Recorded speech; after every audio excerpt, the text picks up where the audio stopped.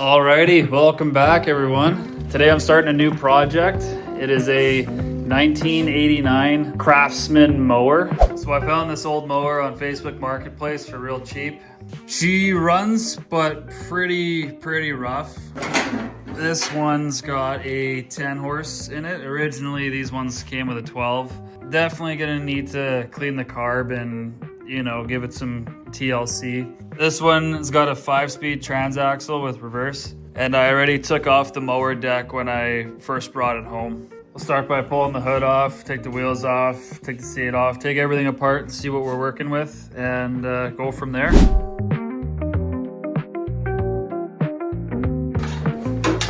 This thing is not mint by any means. If anything, it's pretty rough and it's pretty gross.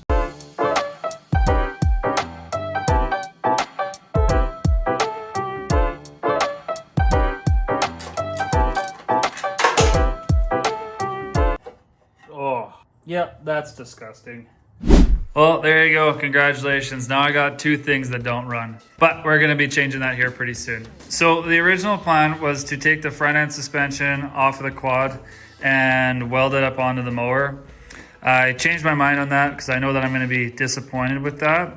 I want to go for more of a rock crawler kind of style. So for right now, I just took the wheels off and just kind of placed them up by the mower there just to get an idea of what I'm gonna do. So this is my plan here, is I'm gonna make a solid front axle that pivots in the center, kind of like the axle that's already on the mower, but just a super beefed up version of that. So I took the hubs off of the quad, and the plan is to drill a hole on either end of this 1.5-inch tubing, mount the hubs up like that, and then I'll make some sort of a rubber bushing for underneath. And then weld this on the center, and then weld my center pivot bushing on there. I might need to make that a little bit taller, but we'll see what happens. But that's kind of the plan. I think it's gonna work pretty well. But yeah, let's just see what I can come up with. Here we go. Alrighty, so here's the axle with the hubs and everything on. What I had to do was I had to make this adapter here, because if you can see the quad hubs, they don't line up because of the top A-arm and the bottom A-arm on the quad. So what I did was just made this adapter, lines up nicely straight through this 1.5-inch tubing. And then I just made just cut some pipe. I think it was 1/2 inch as my spacer there. And then I put a bushing down in the bottom. I am gonna put some bushings and washers in between here, but for now, that's just how I'm gonna have it. So I did that on both sides. And what's nice about the quad hubs is I'm gonna be able to use the tie rod ends for hooking up the steering later. Now, this is what I have for connecting the axle to the mower. This is gonna go like that, and then that's gonna hook up to the factory pivot point on the front end of the mower. Now, this is the stock steering front axle spindle thing. You know what I'm talking about. Anyway, so I took the bushing that was from here and sized it up to fit in there. So I'll throw some grease on that, use the factory bolt, and we'll mount right up right in there. So that's how I'm gonna do it. So yeah, let's just get right into it. Let's put this in the vise, bolt this on, and see how she looks. Well, there you have it. Drilled my holes, put my bolts in. Time to see if she fits.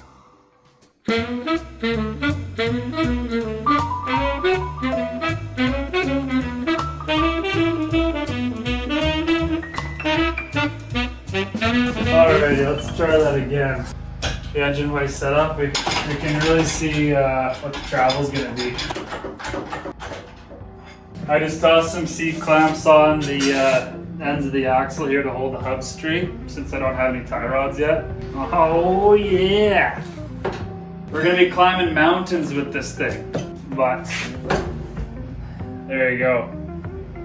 That's gonna be full stop, and I think will be perfect and not hit the hood just as is. Yeah, I'm super excited. This thing's gonna be gnarly. Alrighty, so by this point it has been a while. We got the wheels, the hubs on, and there's been lots of late night evenings trying to figure out how I'm gonna do the steering and still keep the full range of, I guess you could say, flex.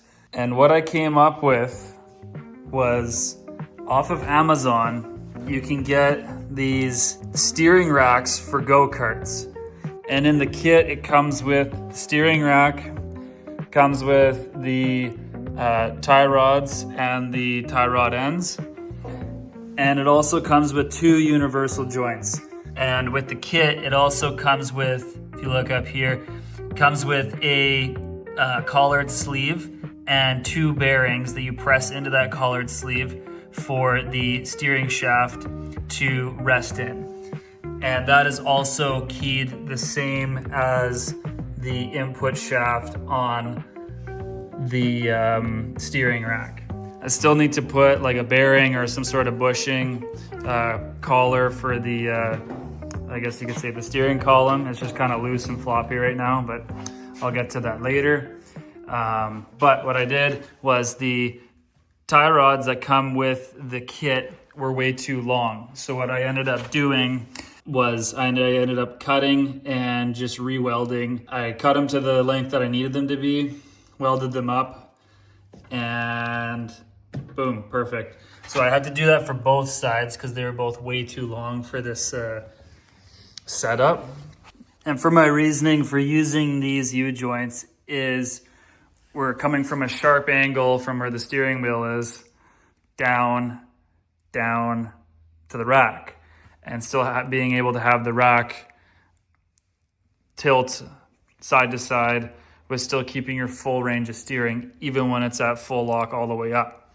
I could have gotten away with using 2 U-joints instead of 3, but the way that the pulley is on the bottom, I had to offset my hole in the center of the frame. So it just kind of threw the geometry off a little bit. And so by throwing in a 3rd U-joint, it just made it a lot easier for me. So inside here is where I cut the hole to put that collar in with the bushings and the rest of my steering shaft that leads up to where the steering wheel is. So the clearance was pretty tight between the belts on either side. And by doing it this way, you also want to be able to swap out your belt. So what's nice about the universal joint is you can take this nut out, or take this bolt out, and take the whole steering shaft out to change the belt, and then put it back in. And this is how the whole system looks when you turn.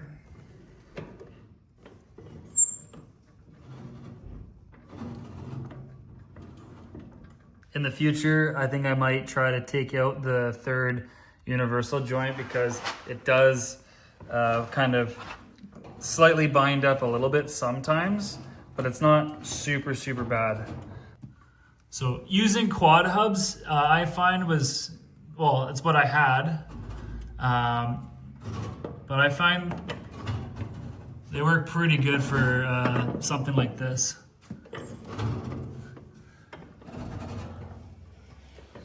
And also too, it kind of gives you a little bit more options for putting wheels on, because you can get different styles of wheels with lug nuts and whatnot, instead of having just your traditional keyed shaft wheels like these back ones are.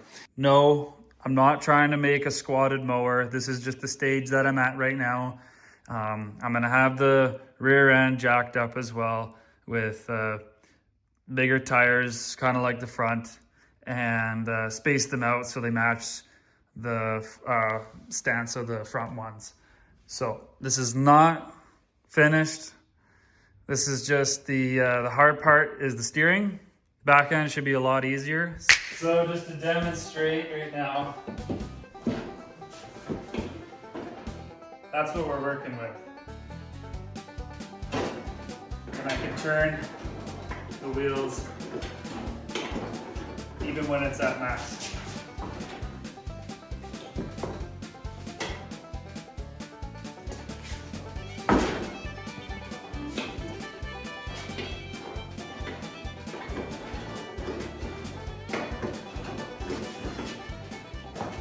And I will also be changing out the steering wheel for this one. This was the steering wheel that came with the steering rack kit, believe it or not. So honestly, that whole steering rack system is totally the way to go. To mount it up, I ended up using U-bolts to pinch up against the front axle. So that's why there's these bolts and nuts on the front side. You get a decent amount of angle out of this rack.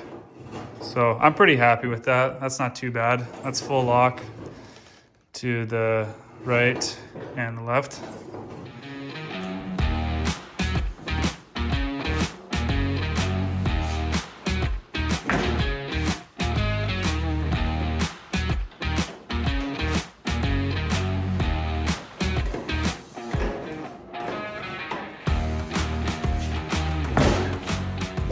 So all four wheels are on the ground.